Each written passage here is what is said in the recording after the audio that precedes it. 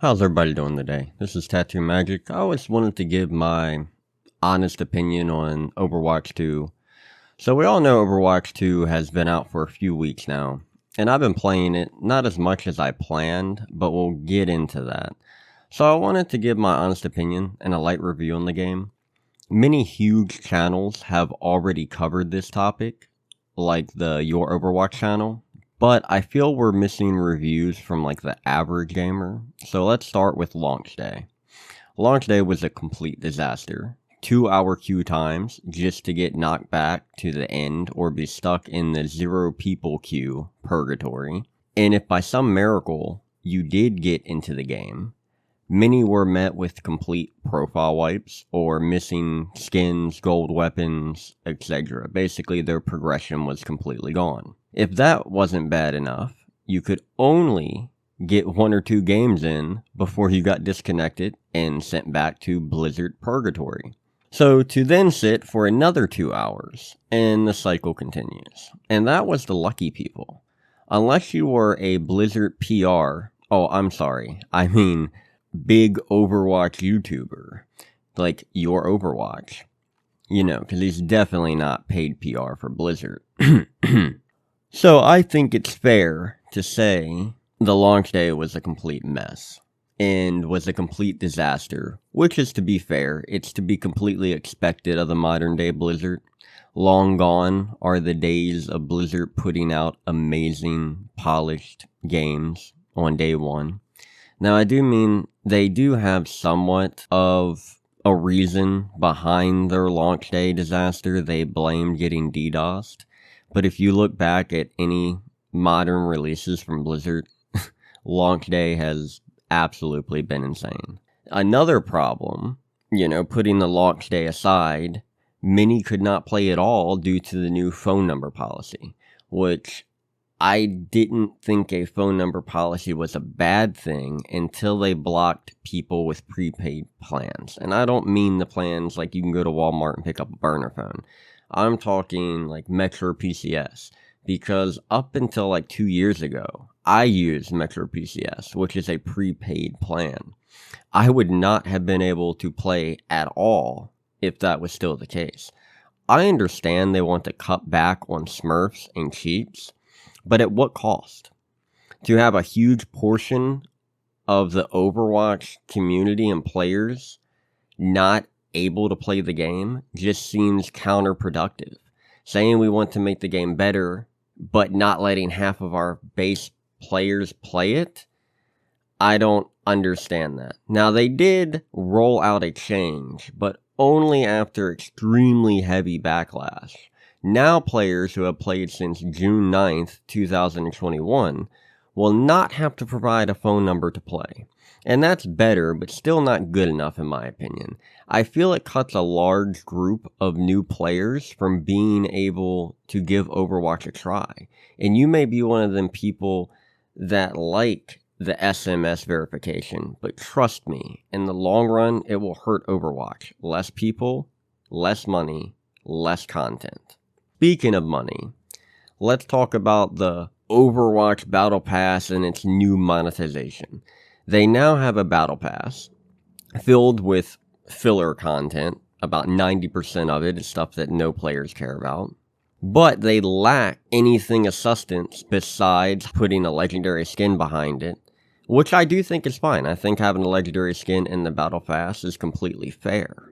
Blizzard needs to keep the game fresh and updated, and they need money to do that. What I don't like is locking the new hero behind it.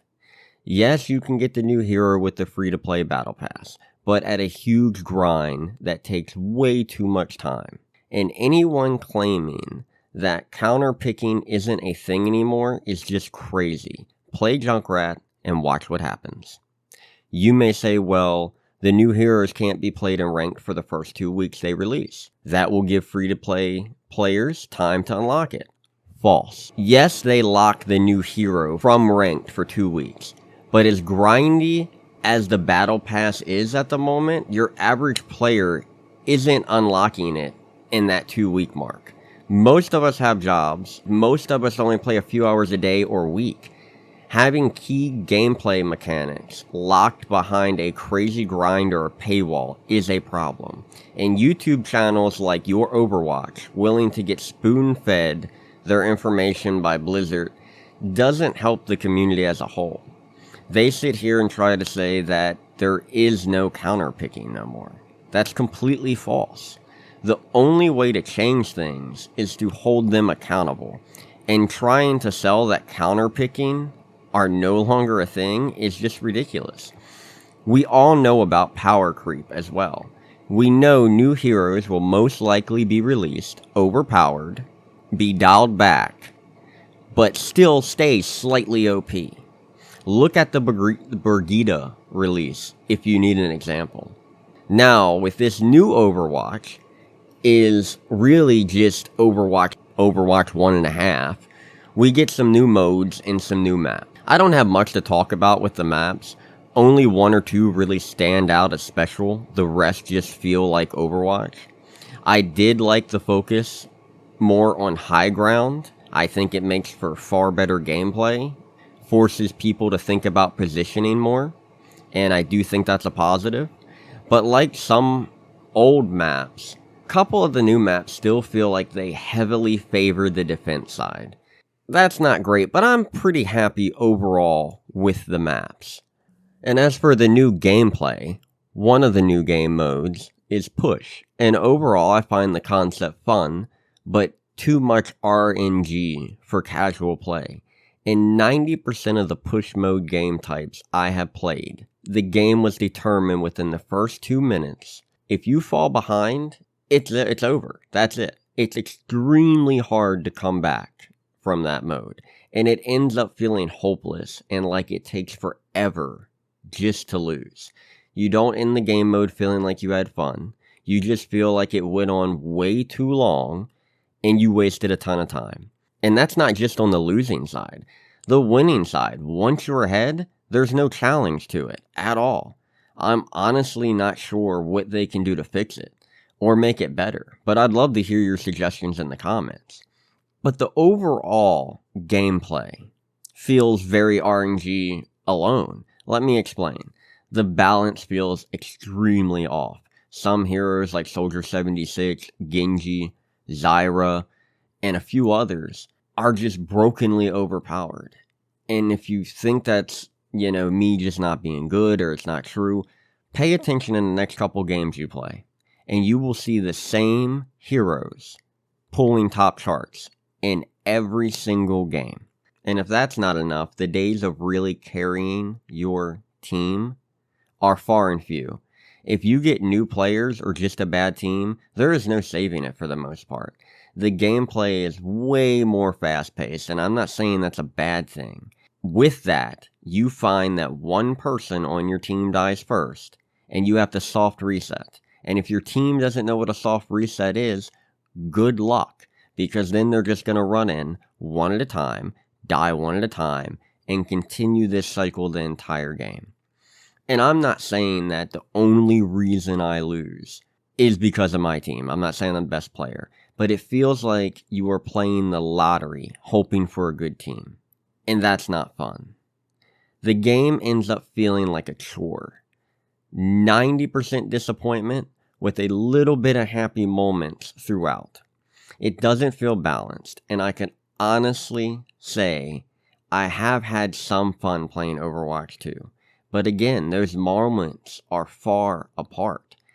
I find that I was having to talk myself into playing it, trying to force myself into liking it, because all these big YouTubers claim it's better, it's good, counterpicking's gone, yada yada yada. Or you hear the comments of, just get good, you don't know how to play. But I have a ton of hours in Overwatch, and I think I'm a pretty decent player. Better than average, nowhere near the best. And if I'm feeling this way, how are new people feeling? Or how are people feeling that can only play a few hours a week? So with that said, I don't really think I'm going to be playing Overwatch. The moment I realized I was trying to force myself to like it and play it, I knew it wasn't for me. I really hope Overwatch does good. And I hope that those that like it continue to enjoy it. There's nothing wrong with that. This is just one guy's opinion. But for me, I won't be continuing to play Overwatch 2. When the PvE comes out, I'll give it a try. But as it sits right now, Overwatch 2 is just not for me. Games are meant to be fun, and an escape from reality, and an escape from stress. And it's just not doing that for me. It's actually quite the opposite. And hearing all these other YouTube channels sugarcoat every bad decision Blizzard has made just makes it that more frustrating. Because as long as these big channels are pushing out the same spoon-fed stuff, I don't think it'll change. As it sits right now, a ton of people can't even play the game. And then the ones that can't even play all the heroes. And I just don't think that's good. I don't think it's good for Blizzard. I don't think it's good for the gaming community. And I think the phone policy is a big problem for the gaming community. And I think if we don't do something about it, we're going to see this in more and more games. But this has been Tattoo Magic and my little honest opinion on Overwatch 2. I appreciate you watching to the end. And if you liked the video, like, subscribe, and I'll see you next time. Bye.